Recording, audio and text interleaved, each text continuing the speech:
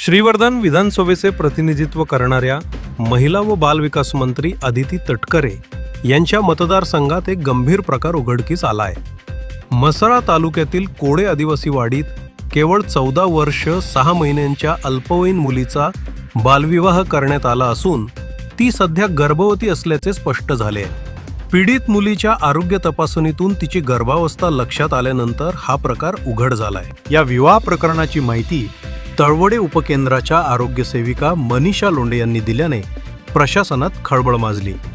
त्यांनी दिलेल्या तक्रारीच्या आधारे म्हसळा पोलीस ठाण्यात आरोपी राजेश पवार वय 20 विरोधात भारतीय न्याय संहिता 2023 अंतर्गत तसेच पोक्सो कायद्यानुसार गंभीर गुन्हा दाखल करण्यात आलाय। आरोपीस पोलिसांनी ताब्यात घेतले आहे। म्हसळा विभागात गेल्या 3 वर्षांपासून बाल विकास प्रकल्पाधिकारी पद रिक्त आहे। पर्यवेक्षकांवर कार्यभार दिला असल्याने यंत्रणेच्या कार्यक्षमतेवर प्रश्नचिन्ह निर्माण झाला आहे। पीडित मुलीच्या नातलगांना अल्पवयीन विवाहाचे दुष्परिणाम स्पष्ट करणे आवश्यक होते, मात्र या कर्तव्यात प्रशासन अपयशी ठरल्याचे निदर्शनास आले आहे। तळा, म्हसळा आणि अलिबाग परिसरात बालकांवरील लैंगिक अत्याचाराचे गुन्हे नोंदवले गेले आहेत।